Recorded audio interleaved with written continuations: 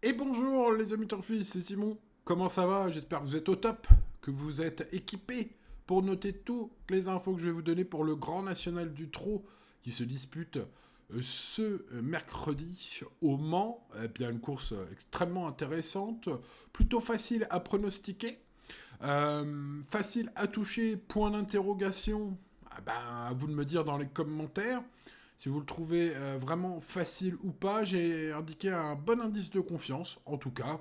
Espérons avoir fait les bons choix, notamment avec ma base en or, Y de Ceylan, qui fait une saison, une année remarquable.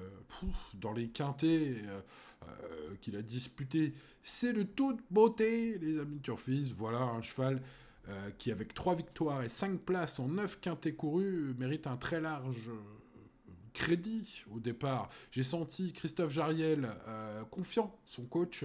C'est David Thomas aux manettes. Le 7 août dernier, il courait de la meilleure des façons, je trouve, puisqu'il était sur le podium de l'étape de Saint-Malo, une étape très relevée.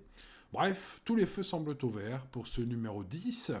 Et attention, la course n'est pas gagnée d'avance. On a quelques challengers de feu et des darlings qui portera la confiance du clan Bazir. Alors Jean-Michel est assez confiant. Par contre, Nicolas, qui le pilote, pense qu'il peut même devancer un certain Hymne du Gers. Oh, du Gers que je vous ai conseillé moult fois. Quel cheval, quel crack dans cette catégorie. Alors attention, il aura besoin du bon parcours, ce numéro 9.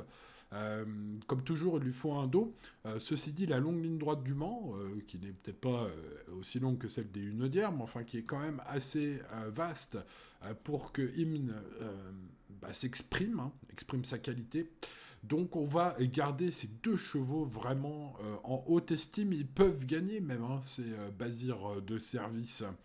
Allez, on tente Igiskit Soten en mode tocard du jour. Les amis turfistes, c'est un excellent cheval qui a déjà gagné à Vincennes dans sa carrière corde à gauche. C'est vrai qu'il est plus confirmé corde à droite, alors au Mans c'est corde à gauche, mais cela devrait aller car l'atout maître du premier poteau pour ce numéro 5 est non négligeable hein, face à cette adversité.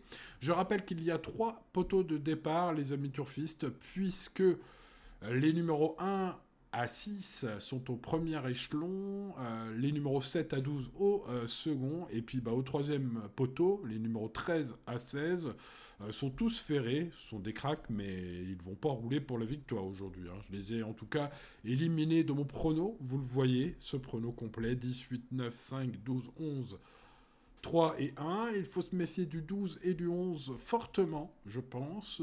Les amateurs de jeux en 6 chevaux tenteront peut-être ce jeu en 6 chevaux. Le 3 et le 1, c'est plus pour les petites places, ainsi que le 7 et le 6.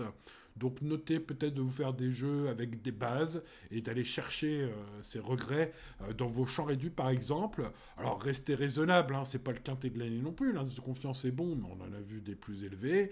Voilà, et tout ira bien. Voilà, les amis turfistes. Hein. Pour le quintet de ce mercredi, il ne me reste plus qu'à vous demander le petit pouce, les amis. Oui, vous avez l'impression que je quémande un peu ce petit pouce, mais c'est super important pour mon référencement. Merci à ceux qui le mettent. Vous êtes au top, vous êtes génial. Si vous avez touché les nombreuses bases en or et les jolis pronos de la semaine dernière et de cette semaine et de lundi d'ailleurs aussi, n'oubliez pas de vous abonner si c'est pas encore fait, les amis, à cette chaîne, et puis d'activer la cloche pour ne rien manquer. Justement, en parlant de rien manquer, je vous dis bonne chance pour aujourd'hui et à demain pour de nouvelles aventures. Ciao, ciao.